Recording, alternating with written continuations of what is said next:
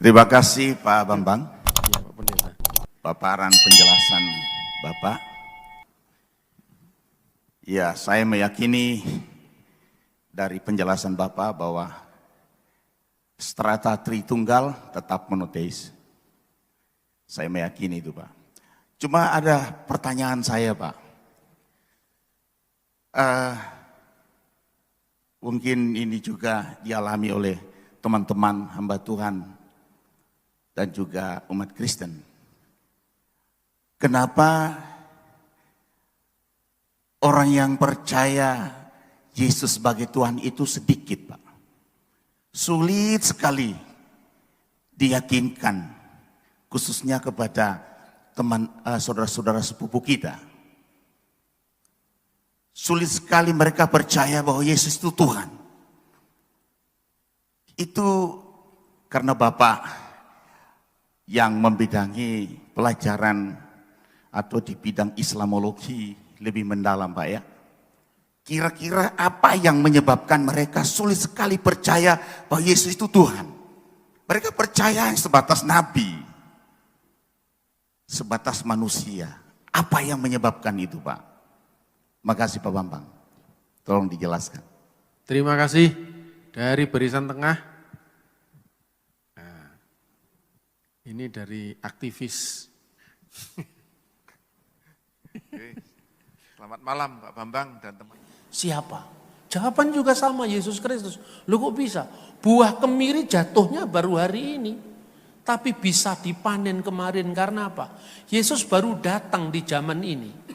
Tetapi nabi-nabi sebelum kedatangan Yesus sudah menghidupi diri dengan benih sabda ilahi. Sebab Yesus itu kalimatullah, firman Allah.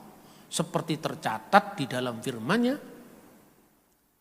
fil badi'il kanal kalimah wal kalimatu kana indallah wa kana kalimatullah. Fil badi'il kanal kalimah wal kalimatu kana indallah wa kana kalimatullah. Hadza kana fil badi indallah kullu shay'in bihi kana wa bi ghairihi lam yakun shay'un mimma kan al-mastulillahi daiman. Dudu Al-Quran. Ini Alkitab bahasa Arab. Coba kalau zaman itu menjelaskan Tritunggal model kayak saya. Percaya Bang Musto. Karena apa? Tritunggal itu kering cara menjelaskannya.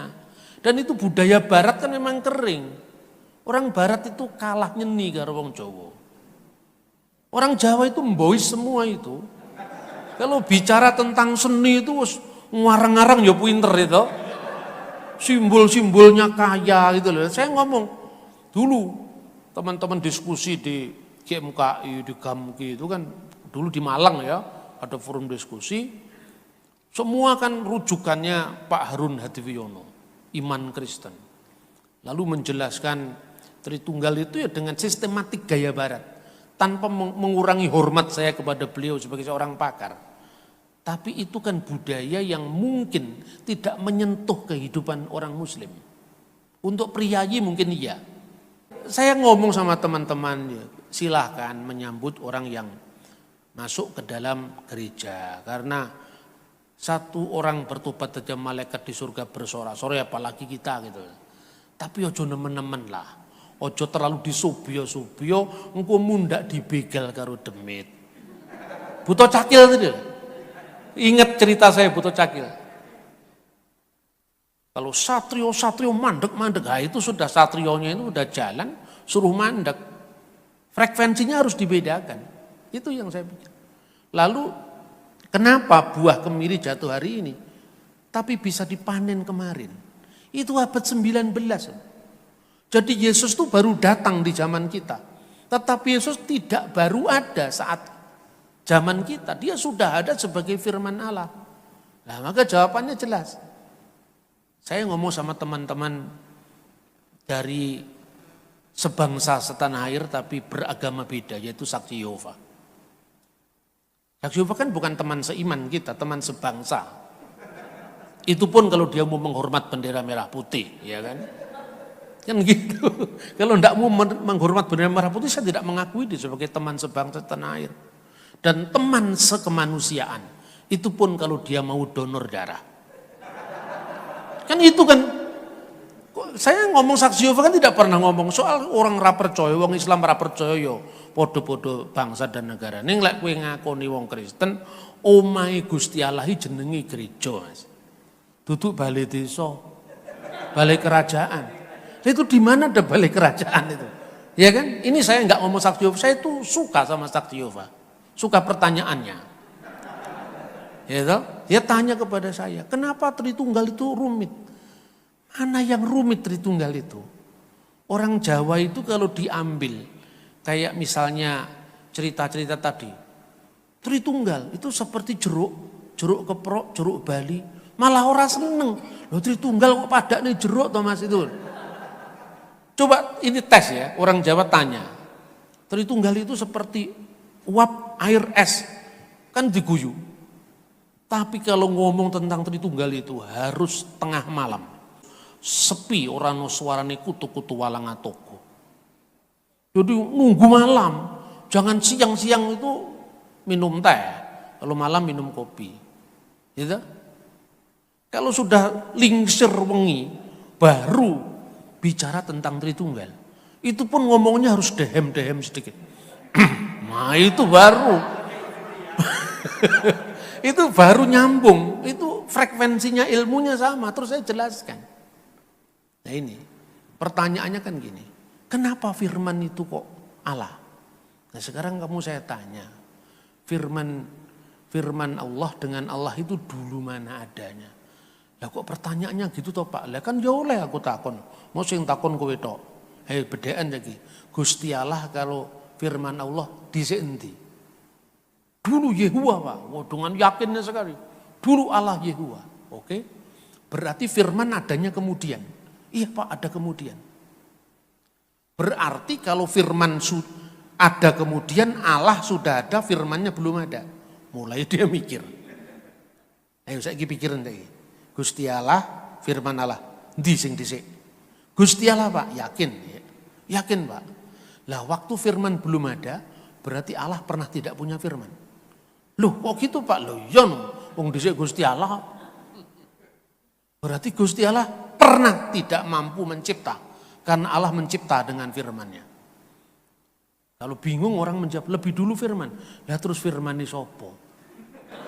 Firman-Nya Gusti Allah Pak. Ya berarti Allah dengan firman-Nya sama kekal. Itu cara pikir seperti itu yang bisa diterima.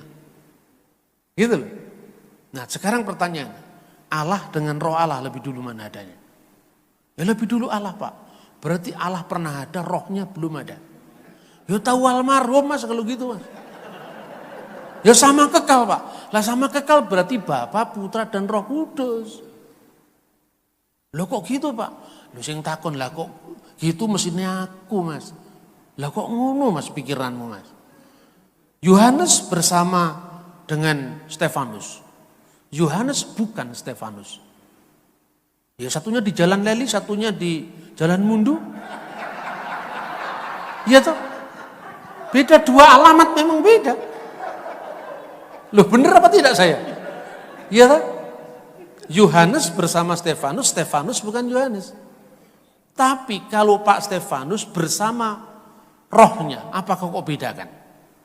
Nah kan itu kan. Firman bersama Allah Pak. Lah ini firmannya Allah kok. Kamu bedakan. Yohanes dengan Stefanus memang beda. Karena manusia terikat oleh ruang, terikat oleh waktu.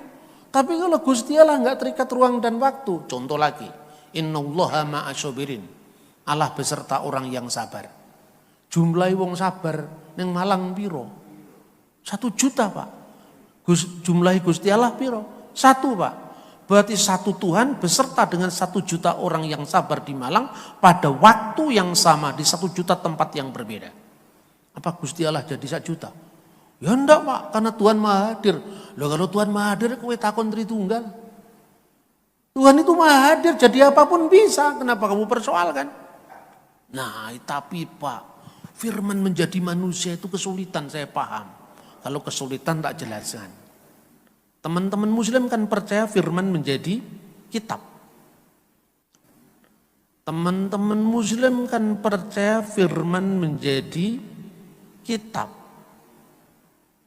Muslim kan percaya firman menjadi kitab. Orang Yahudi percaya Torah itu bersifat kekal.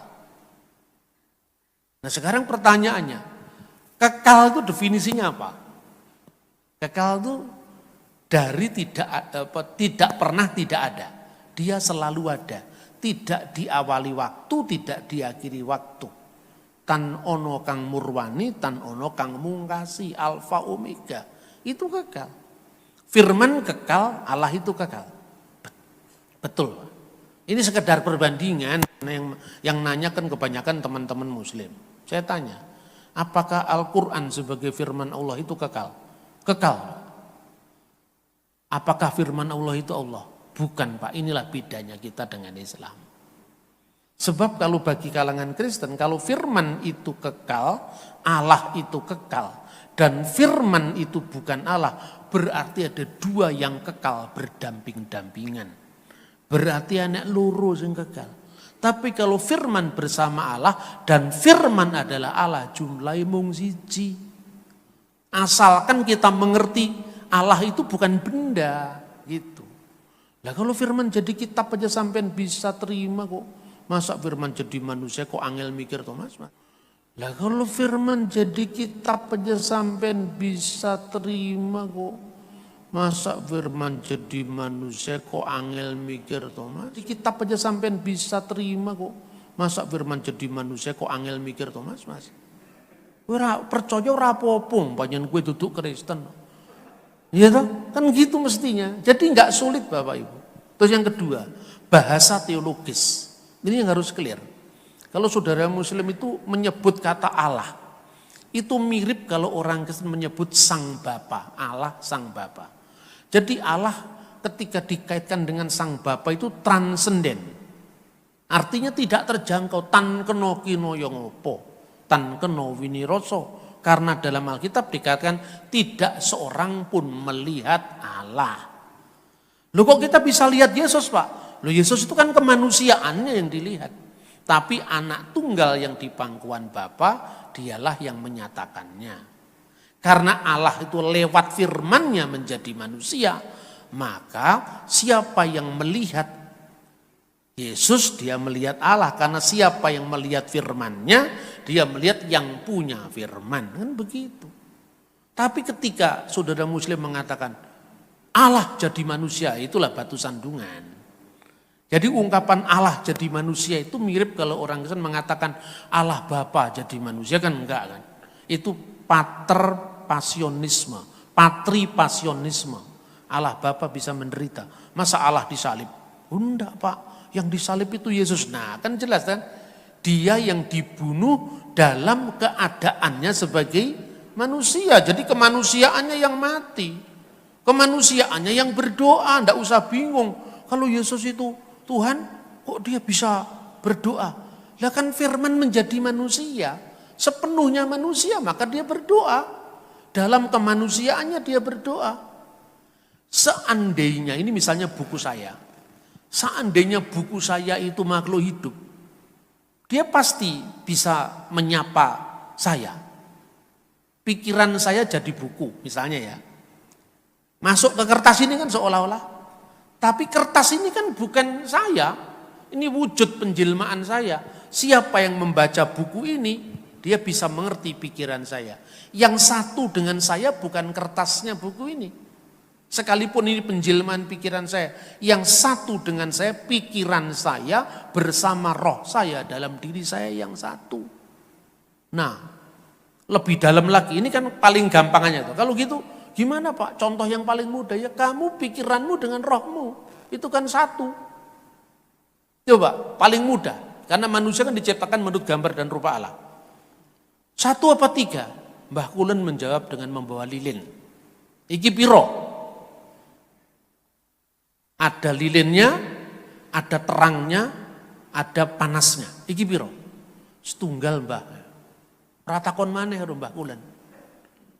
Makanya ngilmu itu kelakone yang kanthi laku.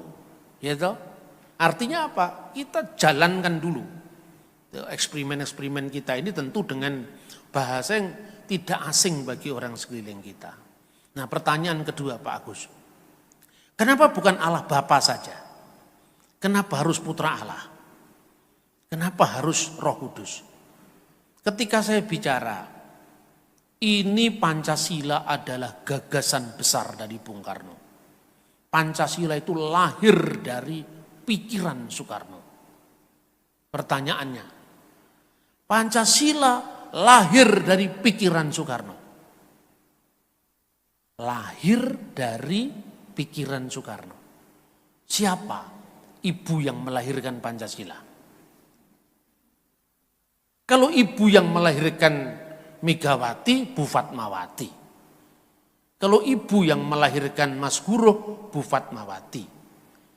Kalau ibu yang melahirkan Mas Taufan, Bu Hartini, kan gitu kan. Ini kan fisik, tapi kalau lahirnya sebuah ide, apakah itu memerlukan seorang ibu? Tidak. Lah ini, bahasa ini kalau di kalangan orang kebatinan, ini lebih bisa dihormati. Nah, Anda lihat itu buku Serat Darmo Gandul yang Gundal Gandul aja bisa ngerti kok. Jadi orang Kristen dari pertama saya katakan jangan minder wardahai komplek. Kenapa hanya Bapa? Bapa itu merujuk kepada wujudnya, merujuk kepada eksistensinya. Eksistensi saja itu akan diam, tinggal diam tanpa menyatakan diri. Menyatakan diri itulah anak firman. Kalau hanya Bapa dalam makna wujud tanpa roh, apa bedanya dengan Tuhan berhala yang tanpa hidup, tanpa bisa bergerak? Roh Allah itu adalah sumber hidup dalam diri Allah. Nah, kira-kira seperti itu. Dalam sebuah pertemuan dengan kelompok kebatinan, saya pernah ditanya, bagaimana Anda menjelaskan misteri tentang Bapa, Putra, Roh Kudus, Sang Romo, Sang Putra, lan Sang Roh Suci. Kebetulan orang Pangestu, Pagayuban Ngesi Tunggal. Lebih bisa menerima, meskipun ada beda-beda dikit lah. Tapi ya sebetulnya perbedaan itu kan bisa didialogkan. Saya ngomong begini, sadurunge jagat kabeh ki ana sing ana apa, Mas? Gusti Allah, Pak. Lah iya. Wes, iling-ilingen. Sadurunge jagat gumelar ki ana sing ana sapa? Gusti Allah, Pak. Endi Gusti Allah? Ya, ketika Anda makan endi Gusti Allah berarti Tuhan itu berbeda, bukan kita, bukan di ruang ini. Sebab kalau Tuhan di ruang ini berarti fisik. Ning ngarepmu ana sapa? Ning ngarepmu ana Pak Ginting. Ya toh? Ini sama di ruang dan waktu. Tapi ketika bicara dia ada di sini. Jadi saudara-saudara berharaplah pada Tuhan, dia ada di sini. Ini di gereja. Pak Gideon berkhotbah di sini. Tuhan ada di sini saudara-saudara. Jika engkau memiliki beban permohonan, nyatakan Tuhan ada di sini. Saya kira tidak ada satupun jemaatnya Pak Gideon. Endi? Iya tak? Karena kita bicara tentang Tuhan beda dengan bicara tentang Pak Ginting itu. Ini harus clear dalam pembicaraan seperti ini. Sebelum segala sesuatu ada, yang ada apa? Tuhan. Nah sekarang.